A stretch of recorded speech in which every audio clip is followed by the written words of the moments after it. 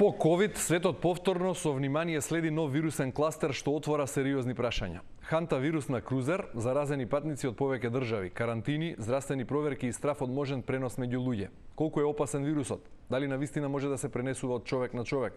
И дали станува збор за локализиран здравствен инцидент или предупредување дека светот повторно е на чекор до нова пандемија?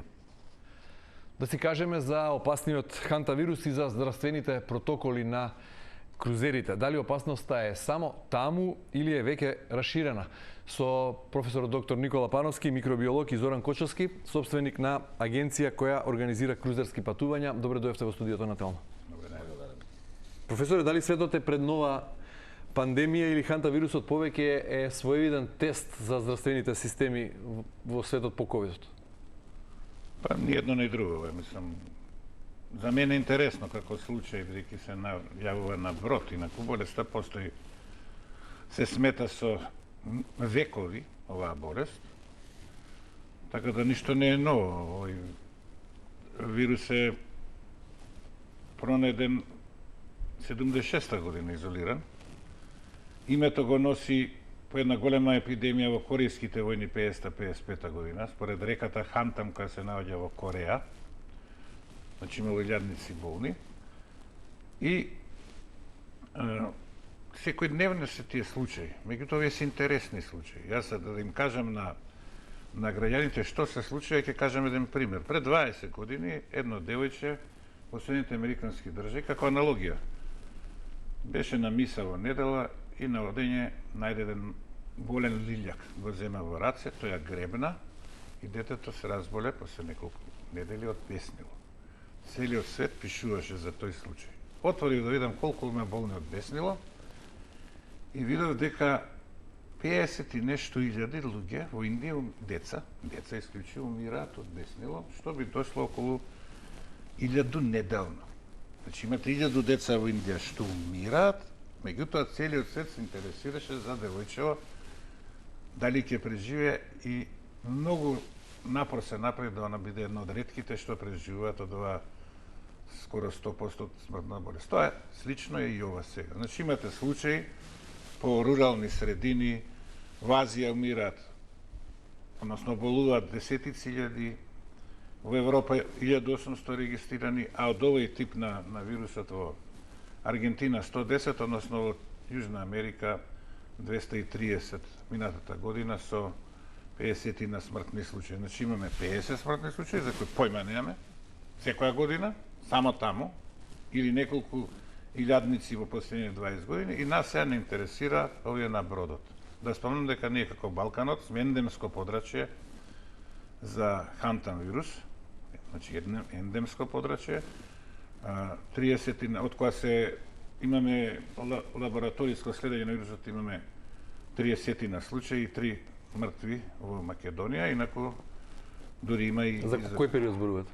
Последниве 15 години. Значи од 2015 навакај, а сме имали пред тоа кога и дури сме имали и епидемии во Црна Гора, Косово, така натаму, дури има еден вирус кој го носи името Белград Добрава. Вирус Добрава е место во Словенија и Белград 92 изолиран. И се ако почне да кажуваат колку е тој страшен, тој е најстрашен вирус европски по смртност, и ако почнат медиумите за тоа да зборат, кога се сега некој паметни текна дека Добрава вирусот бил најсмртоносниот вирус и не знам што, луѓето се плашат, инаку тој е смртоносен ако го добиете. Добро, значи стравот кој доминира сега не го поврзуваме со ковидот? Кај народот, да. Цело време народот, ако гледате социјалните... Колку е реална потребата од страв, а колку е стравот поради искуството со ковид која уште... Нема никаква потреба од страв, нити има потреба да за ова се информира. Тоа сакам да кажам. Нема потреба народот да знае за ова. Ништо нема да се случи, освен што ќе има некои вакви глупави коментари, кажување на страв и така натаму, кои немаат врска со реалноста. Значи, 11 случаи, 3 мртви, ќе збориме за тоа месец и пол. Нека надгледачите дека дневно во светот умираат 70 милиони луѓе. Од тие 70 милиони, сигурно 1 милион од инфекција умираат. Сега ние за овие тројца ќе се бавим, бидејќи се така богаташ, интересно е, јас ако да може ќе ме фати таму. Ако може да се симне у подрумот, ако има такви глодари, да оболи. Така да Кочовски, зошто е овој крузер во фокусот на вниманието на светската јавност, ако професорот Пановски вели дека медиумите воопшто не треба да информираат за ова? Прво, благодарам за прашањето, добре дојдено е. Очигледно дека на некој му требаат сензации покрај војните, па нешто друго да одвлече внимание, затоа што ако гледаме дека сите сензации кои беа, односно топ вести во последните повеќе од 60 дена беа поврзани со војни, случувања околу војни, преземање на територии, дајте сега да таа монотонија разбиеме со нешто друго.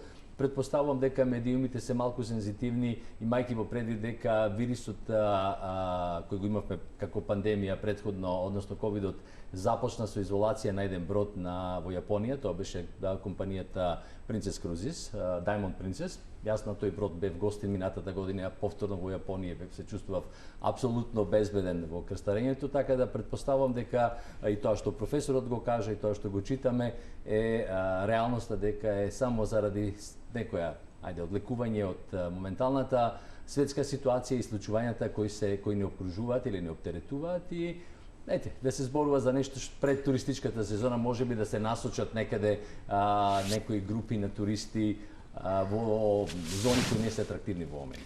Сепак од 147 патници и членови на екипажот, 11 потврдени случаи досега, СЗО вели ќе расте бројот на случаи, очекува да има и нови потврдени, значи ќе го надмине процентот од 10, над 10% од сите присутни на бродот ќе бидат заразени од хантавирус. При тоа смртноста е висока, значи сепак мора да признаете дека станува збор за на некој начин невообичаен кластер. Да, невообичаен, бидејќи на крузерот, меѓутоа основно е што се откри дека не, знаете, луѓето мислат дека на бродовите, нели од бродовите први глувците бега, дека таму се заразили. Кога тоне брод. Кога тоне, да. Глувците први го напуштаат. Значи, овде е докажано дека од надвор е внесено, бидејќи досегашните сознанија дека ретко се пренесува од човек на човек, може да кажат дека таму се заразиле. Што е нелогично, бидејќи ако некој се зарази, први се заразил персоналот кој е таму цела година, не овие што дошле. Меѓутоа сега се види дека индексниот или првиот случај се заразил надвор и потоа пренесувањето, можеби и сопругата, тоа не знам, понатаму пренесувањето одело меѓу нив до моментот кога почнале да преземат некои мерки. Значи инкубацијата е многу долга, од 1 до 6, па дури може и 8 недели, затоа се очекува дека може да има и други случаи. Да кажеме дека малце повеќе се пренесува отколку до сега што се пренесува овој Андес тип, меѓутоа на крузерот сепак се со денови дека не откриле што е се били во контакт. Добре, да објасниме. Неколку пати, значи друго е ние сега денеска ќе се видиме, па до година, они се гледаат секој ден. Добро. Спомнавте и вие, апелуваат и цело време се во контакт. Нью Йорк Таймс напиша дека нулта пациентот се претпоставува дека е брачна двојка од Холандија која ги истражувала птиците во Јужна Америка и била во Аргентина близу до депонија, односно на депонија во Атина и таму се заразил сопругот, тој први починал, а потоа неговата сопруга дури кога веќе се симнала од бродот во Јоханесбург некаде почувствувала симптоми и таа починала во меѓувреме, таа е вториот смртен случај, трет смртен случај уште еден досега. Каков е преносот од човек на човек? Велите, можно е сега да се шири побрзо од досега утврдениот начин на пренос. Дали е можно да станува збор за мутација која ја продлабочува заканата и го прави ризикот поголем? Добро, тоа се истражува, меѓутоа до сегашните сознанија, иако побрзо отколку што се очекуваше, ако било многу ретко, сега може да кажеме дека е ретко за развојето, бидејќи веќе спомнавте сопругата која била на аеродром. Мислам дека тоа крај на април. Сега, дали ќе се јави случај, до сега не се јавил, прошле 3 недели, на аеродромот или на нејзиниот пат до таму. Не разбирате? Значи, она била заразена и можела да го шири. Очигледно, ако не се јави, како што ја очекувам, не е тоа никаква страшна работа, бидејќи кога сме имале, да речеме, вариола вера, респираторно се пренесува, на еден пат, на вториот случај, не овој што ја внесе од Азија, 35 луѓе зарази по пат. А тие 35, замислете колку. Овде таква работа нема да има. Добро, велите господин Кочовски дека некому му требало дефокус од случувањата или можеби начин да се насочи туристичката сезона која е на прагот. Колку ова вест и медиумските информации што се расширени денови во врска со хантавирусот на крузерот влијаја врз патниците и еве кај вас конкретно во агенцијата има ли откажувања, страф, некакви разлики од просечен мај кога нема вести за хантавирус на крузер? На моментов не гледаме никакви разлики и се она што е веќе договорено и букирано, нема никакви откажувања. Се надам искрено дека и така ќе остане. Она што можеби како прашање веќе го поставите покасно, би сакал да го кажам, бродовите се сепак едни од најбезбедните места што се однесува до хигиената и до начинот на кој се третираат сите продукти кои се сервисираат и воедно и самиот воздух. Затоа што климатизацијата на бродовите поминува низ посебни HEPA филтри кои не дозволуваат ширење низ просторот, но во конкретниот случај што сега го дебатираме околу овој брод кој сигурно е малку и постар и можеби со друга технологија, претпоставам дека ширењето е настанато во тие простори, заеднички простори каде што комуницирале, па така се заразиле и другите лица. Тоа што човекот може како преносител да го донесе на бродот, бродот нема како да го детектира, поготово во фаза на инкубација кога веќе нема никакви симптоми.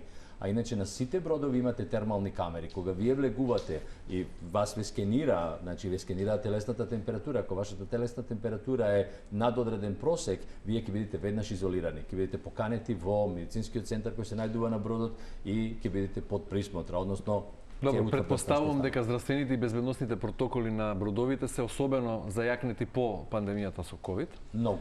Дури имаме и лаборатории, на сите бродови има во моментов лаборатории за брзо тестирање, има лица кои се грижат околу, да кажем, одредени симптоми ако се појават.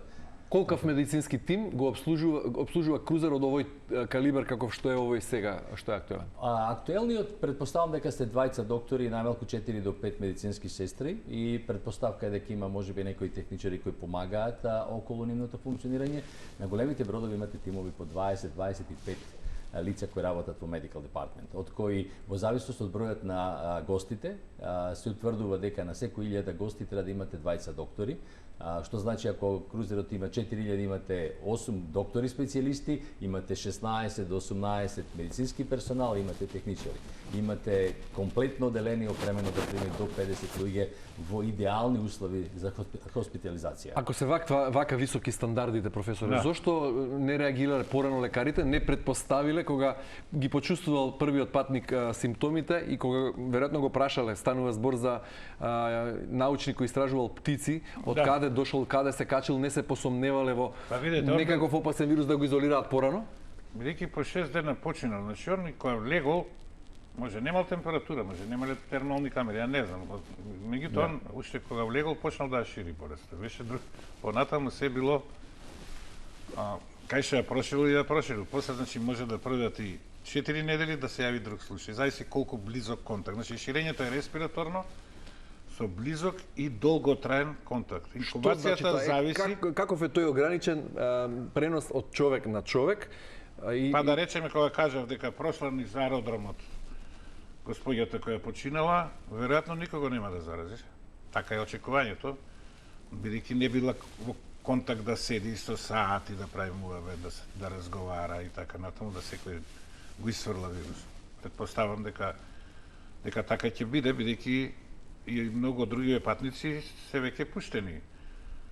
Сите се во карантин? Да, мислам во карантин, иако релативно тој карантин не треба да биде, не знам, како за некоја куга или вариола вера, меѓутоа еве бидејќи не се знае, сепак има пренос. Меѓутоа, ако каже сескам, очекуваме или може да има уште некој случај од 11, и ако ти видиш на овие социјални мрежи, страшна вест од ССЗО, опасниот вирус, тоа е наслов. Тоа се злочини. Значи виновни сме ние медиумите. За се ова што се случува. Меѓу другото е и медиумите. Добре, ајде вака. Ние нема да стигнеме да демантираме. И после коментарите натре, пак ли, што ќе ни правите? Ке не вакцинираат. Да се забрани СЗО, да се забранат научниците. Значи, јако коментирам, ќе почне да ме напаѓа, да ме вреѓаат. Професор, ајде конкретен одговор. Од овие 11 мина што се потврдени случаи, колку ќе починат? Колкава е смртноста на хантавирус? Па на овој, значи да кажеме за да нема забуна, има на стариот век така се вика хантам вирус, кој ендемски е во Азија и во Европа, и кај што ние сме како ендемско подрачје и Балканот, кој предизвикува тешката болест, ако се развие, се вика хеморагичен синдром, хеморагична грозница со бубрежен синдром. Така се вика Овие болест. 11 што се потврдени, Овие се само сега- заразени или се веќе во таа фаза што ја опишувате? Не, ова е сега која болест се предизвикува и нашиот. На новиот век е овој вирус кој предизвикува хантен пулмонарен синдром, кај што страдат белите дробови и срцето, пред се, иако и дигестивниот тракт и така натаму. На овој период што го кажав, смртноста се движи од 1 до 15% во епидемиите, додека кај овој е од 30 до 50% кој овој случај. Овој нашиот нема доказ до сега дека се пренесува човек на човек. Исклучиво со вдишување на прашина во која останал вирусот. Вирусот живее Во тоа е многу викендички важно, подруми? во подруми, да, прашина која ќе се создаде, затоа сега е ова може би добро да луѓето кои работат во подруми сепак стават на Заштитна N95 маска. маска. Не само за тоа, има и мувли и така треба да се навикнат луѓето. Значи, интересен е за разлика од ковид сега, што кажавме дека како се пренесува, тој неколку минути или часови живееше на простори, не беше заразен, што се дезинфицираше, испадна дека и немало потреба. Овој може 2 недели да живее. Значи, во исушен, фецес, измет, мокрача од овако во прашината, дури и 2 недели може да живее. Значи, е многу отпорен, а не да живее. И ковидот живееше, ама не беше инфектиран, но е заразен, може да предизвика болест. Ново е што овој Андес типот, кој е открен пред неколку овако години, е малце поише се пренесува од човек на човек. Не е исклучен пренос од човек на човек. Од овие 11, мислам дека еден е критична состојба и дека ќе остане таа од прилика 30%. Еве кај нас кажав од 30 докажани во Македонија, од овој другиот тип 10% испаѓа. Добро, Кочо се вели супер вентилација на бродовите, супер хигиена, многу голема контрола и на храна и на се што се внесува, па дури на патниците кои се качуваат таму. Дали преносот од човек на човек е сега исто така ризичен и голем при патување со авион? Бидејќи и во авион станува збор за затворена кабина и ето лет од неколку часови, дали е доволно ако некој од овие патници се превезувал со авион да го раши вирусот? Па, мислам, ако седат еден до друг, ако разговараат и така натаму, може би. И тоа и ковидот, кога гледавме, релативно ретко се случуваше, така да кај овој би требало да е исклучено таа работа, и тоа теоретски може. Добро, Кочовски, велите, во Јапонија сте се чувствувале максимално безбедни, сте патувале многу пати на крузери. Какви се медицинските протоколи ако се појави сомнеш за некаков вид на вирус? Не мора да станува збор за смртоносен јужноамерикански вирус. Генерално, веројатно сте биле низ искуството досега во ситуација кога на брод се појавува поголем клас, поголема група на заразени од некој вирус. И како се реагира? Што се презема? Би сакал да го поврзам моето излагање поставно вашето прашање со една фактичка состојба во која ние како компанија работиме, односно покрај тоа што испраќаме, односно организираме групни крстарења, ние вработуваме повеќе од 28 години лица кои работат на бродовите. И тие лица ги подготвуваме за работата на бродот со тоа што еден дел од обуката е точно околу здравствените протоколи. Нивната лична хигиена се става во преден план, односно на frequently washing hands, 30 секунди да се мијат раци така натаму, но и секој вработен има обврска да има око доколку некој од гостите покаже здравствени проблеми. Здравствените проблеми не се само околу алергиите, затоа што човек може да ви почини од алергија. Така, ако вие не го прашате што смее да јаде, тоа мора да го знае сервис персоналот.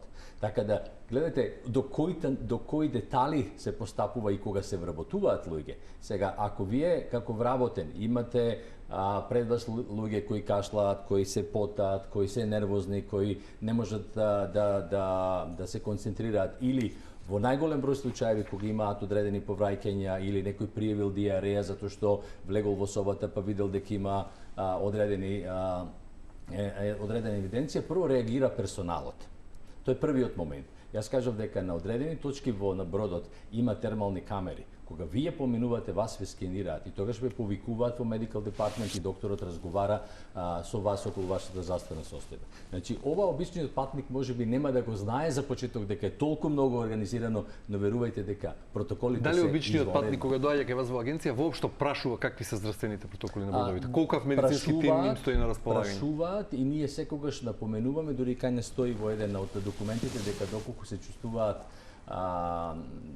да кажам, ајде, здравствено загрозени, имаат некаков симптом, треба веднаш да го пријават на медицинскиот тим, бидејќи следува бесплатна медицинска заштита на самиот брод. Кога станува збор за тие протоколи, верувајте дека нема подобри, можеби во болниците се само повисоки. Толку е организиран системот да здравствената заштита е во преден план. Професоре, за овие вируси нема лек, како впрочем и за поголемиот број на вируси, веројатно? За Како овој се нема, третира да. медицински заразените? Како ги Супротивна третира? терапија, значи кај овој белодробниот се дават лекови кои ќе го дишењето кои го подпомогнаат. И останува кислород се борбата дава. на организмот, веројатно да си. Да, се подпомага инфузии тие работи. Добро, зошто Европската комисија во оваа фаза, кога велите апсолутно е безпредметно да се разговара за опасност од нова пандемија, се споменува опција за истражување на вакцина за овој тип на вируси? Ја колку што знам, за овој хеморагична грозница, азиско-европскиот тип на хантан вирус има вакцина во Кореја, меѓутоа нема потреба да се употреба, меѓутоа е пронајдена како таква. Нивна работа да истражува, се истражува за се и се што, меѓутоа да се употреби вакцина за оваква болест е дури и кај одредени професионалци прашање дали е потребна. Значи нема никаква логика кој би се вакцинирал кога имате мерки дали да направиме дератизација или да вакцинираме луѓе. Мислам, едно со друго е имате начин Да, меѓутоа дел од медицинските дератизација. извештаи се тоа и дека Европската комисија сериозно размислува за развој на вакцина против овој хантан вирус. И за тоа, веројатно, Значи, видите сега, може по 20 години, може по 10, не знаеме, ќе се јави таков вирус, мутација на овој. мутација кога ќе почне да се пренесува од човек на човек и треба да бидеме за тоа спремни, како што кај грипот заради мутација исто така се прават вакцини секоја година. Значи треба да бидеме спремни. Не значи тоа дека сега ќе отат луѓето да се вакцинираат. Значи превентивно.